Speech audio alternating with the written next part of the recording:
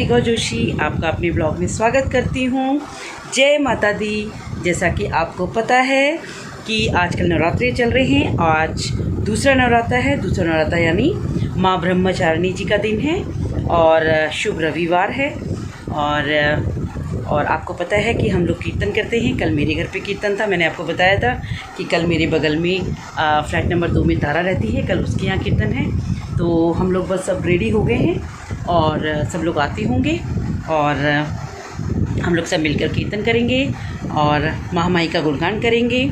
और 2-2.5 घंटे मतलब माता के भजन में इतना अच्छा लगता है कि मन लग जाता है। मतलब मन पूरी तरीके से माता पे, और लगता है कि हमारे सारे दुख इसी तरीके से कम हो जाएंगे और माँ ब्रह्मचारिणी जो हैं वो हमारे सारे दुख दूर करेंगी, हमारी सारी मनोकामनाएं पूरी करेंगी। तो इसी आशा के साथ और इसी विश्वास के साथ मैं अभी कीर्तन करने जा रही हूँ, क्योंकि कीर्तन का टाइम हो गया है और धीरे धीरे सारे भाभी लोग आ रहे होंगे और हम वहाँ जाके कीर्तन करेंगे। और जैसा भी कीर्तन होगा, जो भी वहाँ होगा, वो मैं आपको दिखाऊंगी, क्योंकि आप तो मेरे साथ चल ही रहे हैं और आपके बिना तो मैं कुछ भी नहीं हूँ, है ना गाइस।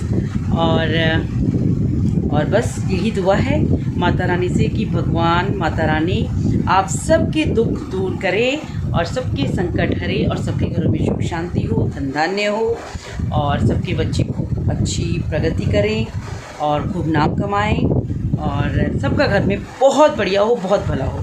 तो इसी आशा और विश्वास के साथ मैं आपको मिलती हूँ अभी कीर्तन में तारा के घर में। तो ठीक है गाइस, चलिए मिलते हैं थोड़ी देर बाद। बाय। राधा की बात सुनिया, ओ राधा रानी, राधा की बात सुनिया, ओ राधा रानी दे जइयो। बिन बांसुरी कैसे रात रचाए, बिन बांसुरी कैसे रात रचाए। गोपियों को हम कैसे भुलाए, गोपियों को हम कैसे भुलाए। जो हमारे